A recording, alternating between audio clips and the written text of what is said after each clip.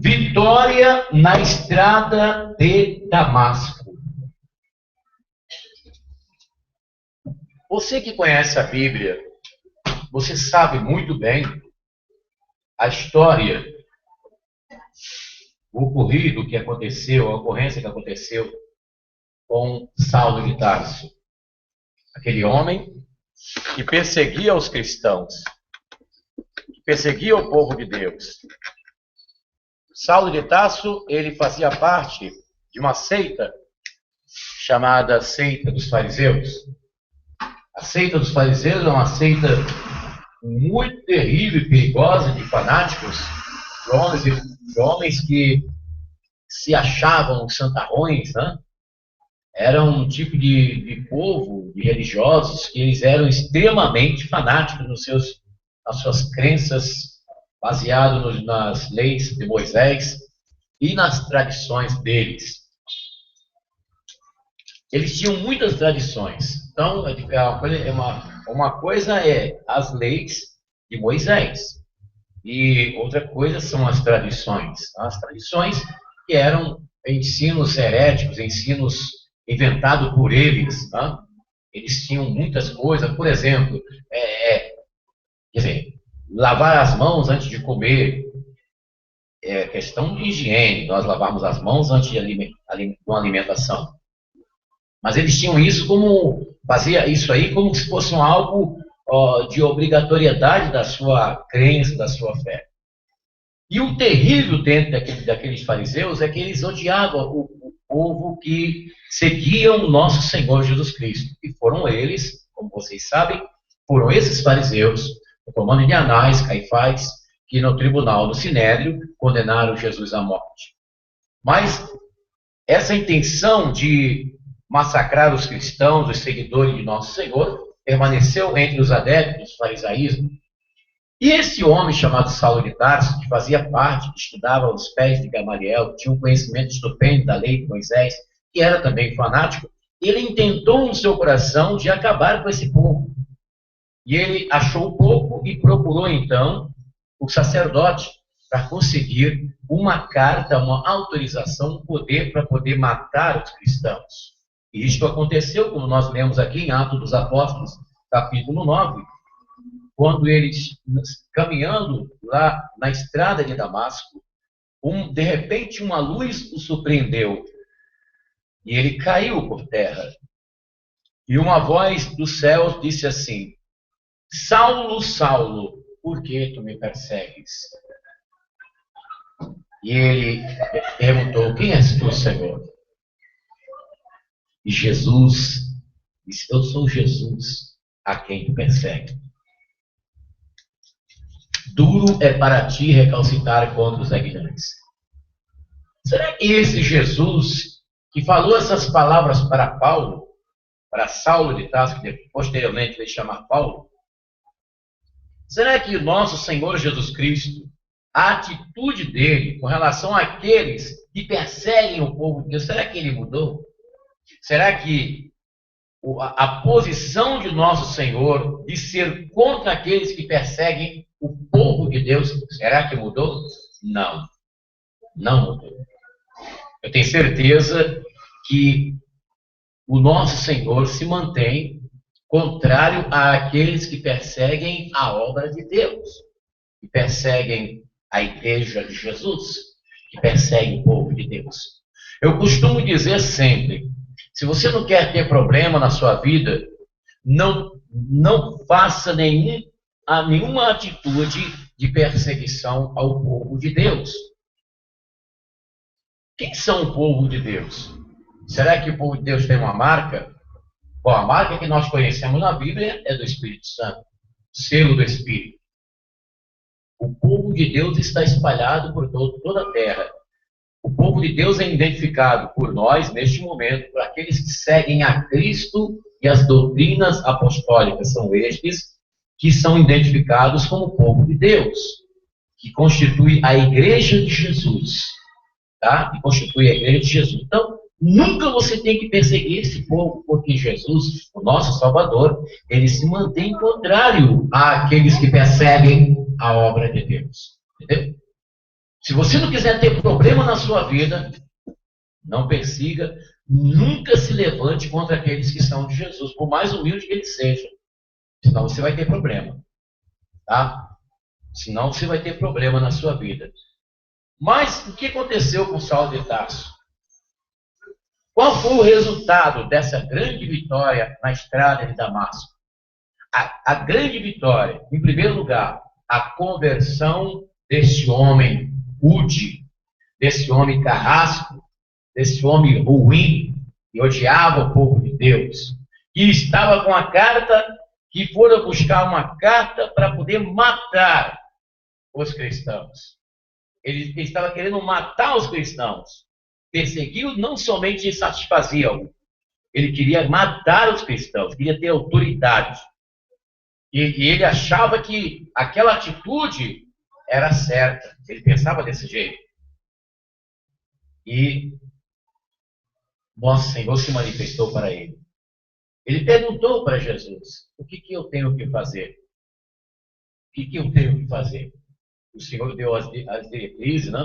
Lá a um determinado lugar, e lá eu te direi o que será feito. E simultaneamente o nosso Deus, através do Espírito Santo, ele contactuou com Ananias. Fala assim: vai à rua chamada direita. E aquele servo humilde de Jesus, né? Aquele vaso simples, porque as pessoas olham sempre a aparência, né, pessoal? Mas o nosso Deus, ele olha o coração, né? Ele olha o coração. E aquele homem humilde e simples, chamado Ananias, foi chamado pelo Espírito Santo para poder impor as mãos sobre aquele homem carrasco dos cristãos. E a Bíblia nos mostra que houve uma grande conversão, ele foi convertido.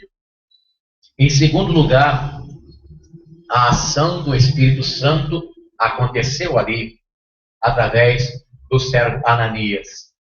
O Espírito Santo de Deus, que fora prometido por Jesus Cristo, já estava ali trabalhando. Hein?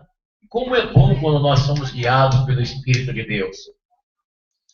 Como é bom quando você deixa o seu coração, a sua vida, ser guiada pelo Espírito Santo. Porque Ele é o nosso guia. Não somente o Consolador, mas o nosso guia, né? Em terceiro lugar, o resultado da vitória da estrada de Damasco. As escamas de Paulo caíram. A escama do ceticismo. O que é uma pessoa cética? Aquela pessoa que duvida de tudo. Né? Paulo também ele era orgulhoso, ele se achava. Ele tinha uma ostentação por causa daquela religião falsa chamada farisaísmo. Ele também era caracterizado como um hipócrita dentro daquela religiosidade, porque ele achava que fazendo aquilo que ele estava fazendo, matando os cristãos, estava praticando a obra de Deus. Né? E existe, nos nossos dias, existe muitos movimentos no mundo, não só no Brasil, mas no mundo, onde as pessoas pensam que matar um cristão é fazer a vontade de Deus. E todos nós que conhecemos a Escritura sabemos que não é assim, não? A grande vitória na estrada de Damasco resultou também no crescimento estupendo da igreja. Você, observando bem a vida do apóstolo São Paulo, depois de convertido, ele foi um baluarte, ele foi um instrumento de crescimento para a igreja. A igreja de Jesus cresceu através da instrumentalidade de Paulo, porque ele se converteu verdadeiramente, uma conversão grande. Em Gálatas, no capítulo 1, Paulo disse assim: olha, eu não fui para Jerusalém ter com aqueles que foram antes de mim, mas aprove Deus me chamar desde o ventre da minha mãe para este evangelho, que por revelação recebi. E lá em Gálatas diz que ele passou 3 anos lá nos montes da Arábia, se preparando para o grande ministério, que durou 14 anos. E durante este ministério, Paulo conseguiu ganhar muitas almas para Jesus, através do ministério da vida dele, né? E você, nas epístolas de Paulo, contidas aqui na Bíblia, no Canon Sagrado, você vai ver a transformação, a metamorfose poderosa que Deus realizou na vida deste homem, a grande vitória de Deus. Assim seja, diga comigo, graças a Deus. Na próxima sexta-feira, continuando a falar sobre vitória, nós vamos falar sobre a vitória na prisão. Quantas e quantas vezes Deus permite nós entrarmos em situações como se nós estivéssemos na prisão, como Pedro teve. Mas nós vamos ver que Deus deu o livramento. Nós vamos entender por que acontece muitas das vezes nesta vida, nesta nossa peregrinação aqui neste mundo. Muitas das vezes nós nos sentimos presos em situações diversas na nossa vida. Por que acontece isso? E Deus sempre nos dá a vitória. Nós vamos, na próxima sexta-feira, falar sobre a vitória na prisão. Lembrando que domingo estamos falando sobre o Espírito Santo, já falamos do Espírito Santo edificador, nós vamos falar sobre o Espírito Santo exortador da igreja, né? No próximo domingo. E na quarta-feira, na pastoral da evangelização, nós estamos trazendo para vocês aqui a homilia sobre técnicas de como falar, como entregar a mensagem de Deus. Nós estamos aprendendo assim de uma forma simples para você, quando Deus chamar você para ministrar a palavra, você ter assim uma base, né? Uma base de como você chegar para explicar a palavra de Deus. Eu vou dar um exemplo, por exemplo, essa palavra de hoje. Essa palavra de hoje, ela é uma homilia temática, né? Vitória na estrada de Damasco. Então, éramos para nós falarmos aqui sobre Damasco, a cidade de Damasco, onde fica geograficamente, quanto tinha de população lá, isso aí são pormenores que você pode introduzir, né? Não é um caso aqui, por causa do tempo, tá? O que ocorreu, segundo o capítulo 9 de Atos dos Apóstolos, foi a conversão do Saulo de Tarso, tornando-se o grande apóstolo do cristianismo, o maior apóstolo de todos os tempos, o apóstolo de São Paulo, que escreveu as cartas para a igreja de Corinto, a igreja de Gálatas, Efésios, Tessalonicenses, Colossenses, a igreja de Colosso, lá os Tessalonicenses, escreveu a carta para Timóteo, para os Filipenses também, para Tito, para Filemão. Essas cartas que estão na Bíblia, que elas servem para a edificação da igreja, né? Da igreja de Jesus em todo o mundo. Em toda a terra, onde nós temos o canão sagrado, a Bíblia, estão contidas aí as epístolas, as cartas de Paulo, que servem para a edificação e conhecimento da vontade do nosso Deus na nossa vida cristã, né? Então, o que eu falei aqui? Eu falei sobre os resultados da vitória de Deus, a vitória de Cristo, ali na estrada de Damasco, né? Podemos dizer, a vitória de Jesus sobre o inimigo terrível que estava se levantando ali contra a igreja. E resultou essa vitória na manifestação gloriosa de Jesus ali na estrada de Damasco, na conversão de Saulo de Tarso, resultou na ação do Espírito Santo através de Ananias, resultou nas escamas de Paulo que caíram ali, porque ele ficou cego, a luz, né, que veio do céu, e Paulo ficou cego. E só depois que Ananias rezou por ele, que ele ficou curado e as escamas caíram, e nós, fazendo uma simbologia, uma analogia dessas escamas, aí eu falei aqui sobre o ceticismo de Paulo, sobre o orgulho de Paulo, a ostentação religiosa de Paulo, a hipocrisia de Paulo e a falsa obra de Deus, né? Falsa obra de Deus que acontece no mundo inteiro. E existem religiões no mundo, né, que matar uma pessoa se faz jus fazer a vontade de Deus, que não é assim. Deus diz na sua palavra, não matarás. E, por quarto, o crescimento estrondoso da igreja. Veja quantas igrejas que foram abertas, quantos lugares que foram evangelizados através de Paulo. A Bíblia chega a dizer que todo o mundo, na época de Paulo, foi evangelizado. Imagine, naquele tempo, há 2000 anos atrás, que não tínhamos essa parafernália eletrônica que temos hoje, rádio, televisão, telefone, tablet, tudo isso que nós conhecemos, não tinha. E, no entanto, Paulo, usando os mais rudimentares meios de transportes, não vou dizer nem comunicação, porque não existia, a não ser o vento, e ele conseguiu evangelizar quase que a Ásia toda. A Bíblia chega a dizer todo o mundo naquele momento.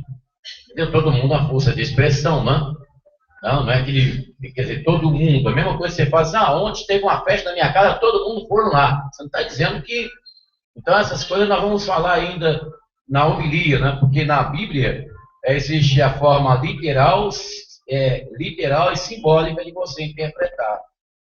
Você não pode pegar a Bíblia somente no literal, somente no simbólico, somente no figurado, que aí você corre o risco de empreender e criar heresias e doutrinas falsas, entendeu? Se cria dessa maneira.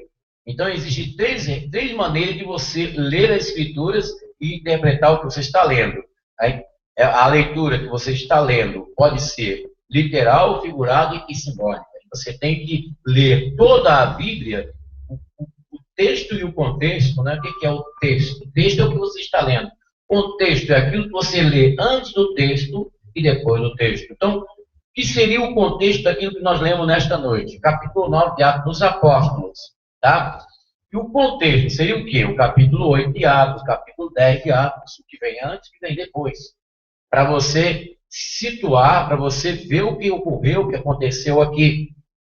Entendeu? Porque se você ler somente o capítulo 9 de Atos dos Apóstolos, você vai ver uma história de um homem que se encontrou com Jesus, um homem que outrora era o perseguidor da igreja e se converteu. Somente isso, tá? Mas se você continuar lendo o Novo Testamento, você vai ver que este homem foi uma bênção nas mãos do nosso Senhor, no que tange ao crescimento da igreja, do ministério, não somente do crescimento de número de cristãos que se agregaram à igreja de Jesus, primitivamente falando, mas também pela exposição da doutrina dessa igreja que foi dada por nosso Senhor através do Espírito Santo a este homem que escreveu as epístolas, que não só serviu no pretérito do verbo para as igrejas, naquele momento, a igreja de Éfeso, Coríntios, a igreja de Filipenses, a igreja de Colossenses, Tessalonicenses, mas também para nós nos nossos dias. Veja que bênção, né? Então você vê aqui um exemplo. Então, na quarta-feira, na pastoral da evangelização, nós já falamos sobre o sermão expositivo, o sermão textual, quarta-feira será um ilustrativo. E na outra quarta-feira, nós falaremos da homilia temática, onde nós falaremos sobre as três coisas que Deus não vê. E nós vamos, então, dessa forma, aprender como montar um sermão, como montar um discurso baseado na Bíblia. Claro que eu estou usando uma linguagem simples para poder você entender. Eu não sou doutor em homilética, mas aquilo que eu aprendi, estou passando para vocês aqui, que é muito importante. Neste ilustrativo, que nós falaremos na quarta-feira, nós vamos usar um pouco de técnica de jornalismo, tá? Nós vamos usar um pouco de técnica de jornalismo. Eu vou estar aqui com o jornal na mão, entendeu? Para poder um jornal, uma folha, para poder nós aprendermos as técnicas, porque existem muitas técnicas que jornalistas, aqueles que escrevem textos, acontecimentos nos jornais, existem muitas técnicas que eles utilizam que o pregador, a pregadora utiliza também. Tem uma certa semelhança, viu? Nós vamos falar sobre isso na quarta-feira, em nome de Jesus, nosso Senhor. Eu quero dar um alô, já que nós estamos no ar. Nós temos alguns dos nossos irmãos da missão Yahvé, né? Que às vezes, na consagração do dizimista, ele não pode estar presente, né, para consagrar o seu dízimo. Então, nós queremos aqui aproveitar e lembrar a você, nossa igreja, nós não temos aqui, por enquanto ainda, empresários que patrocinam a igreja, né? Porque o grande número das igrejas, tanto católica quanto evangélica, pessoal, tem patrocinadores, tem pessoas, empresários, pessoas grandes, que ajudam sem ninguém pedir nada. Eu já trabalhei com o Dom Milton, Menino Jesus de Praga, lá no centro de São Paulo, e eu observava lá que os empresários chegavam e davam as ofertas sem o bispo pedir, sem nada. E nós aqui é tudo pela fé. Nós pagamos um aluguel caríssimo aqui para estarmos aqui reunidos em nome de Jesus. Tá? E quem é que nos ajuda? Quem são as pessoas que nos ajudam aqui? São os dizimistas, os ofertantes, aqueles que fazem votos com Deus. Tá bem, pessoal? Então, você, meu irmão, minha irmã, que muitas das vezes não pode estar presente, né? Vou pedir para a Berenice pegar um desse aqui, Berenice. Tá, cadê? O que tem a conta? Cadê? Está aqui comigo. Já achei. Entendeu? Já achei, Berenice. Pode deixar, já achei.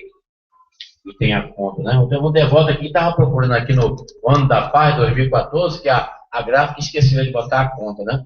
Esse aqui. Então, aí eu fui ver, pô, o cara não botou o número da conta. Entendeu? Então, gente, não deixe de levar no banco, se você não pôde comparecer, mas leve lá para nos ajudar. Que ficou pesado para nós nesse ano, viu? Este ano de 2014 ficou estreito para nós, viu? Tivemos um aumento logo no início de janeiro e ficou estreito, mais estreito mesmo. Então, meu irmão, minha irmã, eu estou falando com você, devoto da nossa igreja, você que já foi abençoado, você que está aí, aqui em São Paulo, em qualquer parte do Brasil, e nós temos alguns devotos do Brasil que dizimam para a nossa igreja. Lembrando a você que o número da nossa conta no banco, Banco Itaú, agência 0160, conta corrente 55839-1. Banco Itaú, agência 0160, conta corrente 55839-1. Tá? Para você depositar o seu dízimo, o seu voto. Não esqueça de fazer isso, porque quanto mais condições financeiras nós tivermos, mais nós vamos fazer para Jesus. Entendeu?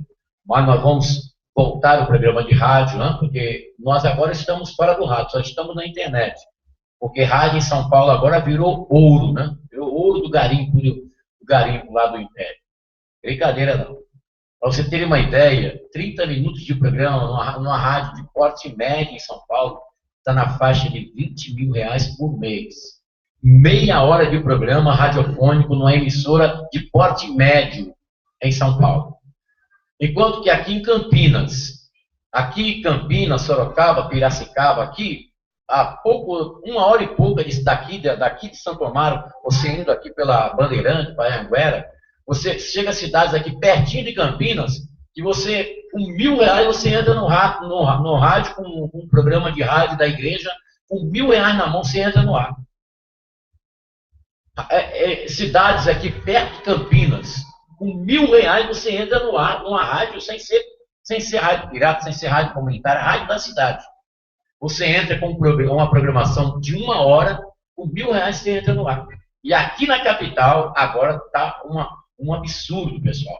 Um programa de rádio aqui em São Paulo, entendeu? Que na época, quando nós chegamos aqui, por volta de 1988, aqui na Rádio Morada do Sol, que agora é 24 horas, Davi Miranda, Voz da Libertação, mas naquela época tinha várias igrejas lá, e inclusive nós entramos com o programa Missão da Fé na Rádio Morada do Sol. Tá? E naquela época nós pagávamos 3.000 cruzeiros. Ainda era o cruzeiro ainda, né? Não era o real. 3.000 cruzeiros. Agora vai lá colocar. Quando nós tínhamos este programa lá, pagava 3.000 cruzeiros, então nosso horário foi superfaturado por outra igreja, né? Nós tomamos conhecimento que a outra igreja chegou, perguntou quanto que o padre está pagando aí. Eles estavam pagando 3.000 cruzeiros, nós vamos pagar 6. Nós queremos o horário dele. Eu tenho nojo desse tipo de coisa, pessoal. Eu, Bispo Afonso Querubim, tenho nojo desse negócio que acontece no meio da religião cristã, no meio do homem e da mulher. Não devia acontecer isso, mas acontece.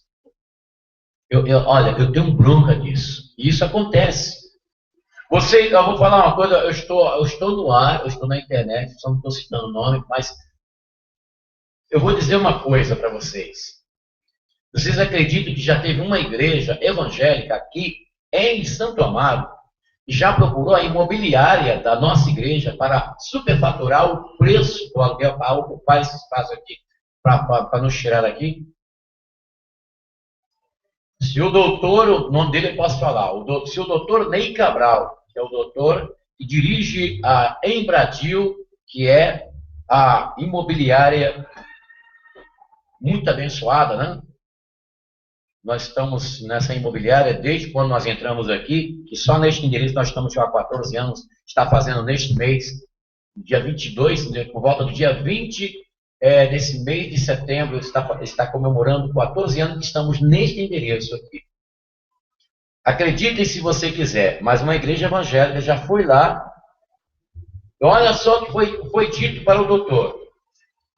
Nós não queremos saber quanto que o padre está pagando lá, nós pagamos o dobro.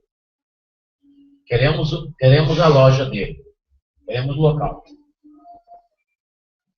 Se eu perguntar a vocês que aqui estão neste momento, se isso é de Deus, com certeza vocês vão dizer que não. Isso não é coisa de Deus. Olha, não para me vangloriar, porque a glória pertence a Jesus, mas eu não teria coragem de fazer uma coisa dessa. Jesus disse, o campo é o mundo. Não precisa fazer isso, pessoal.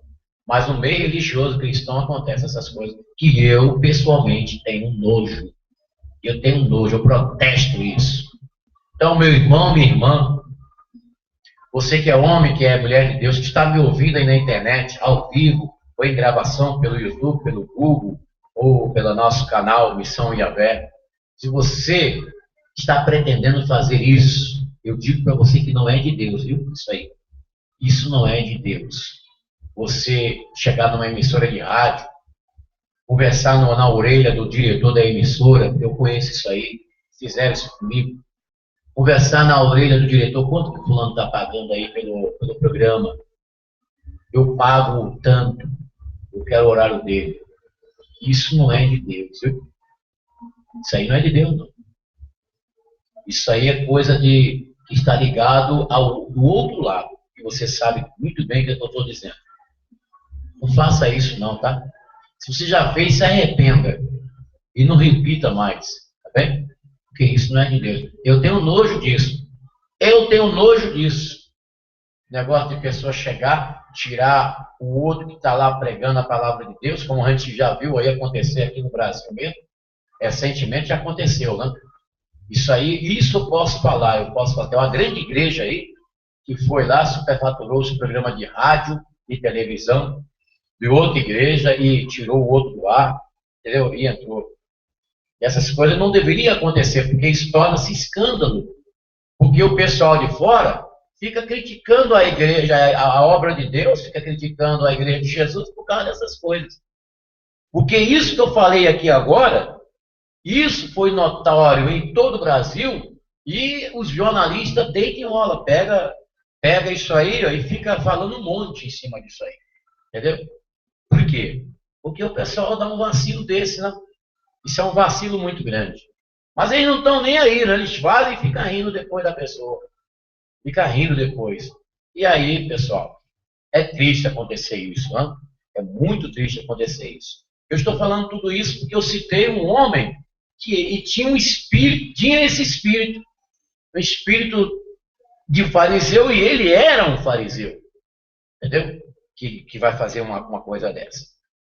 Que Deus nos abençoe em nome de Jesus. Próxima sexta-feira, Vitória na prisão.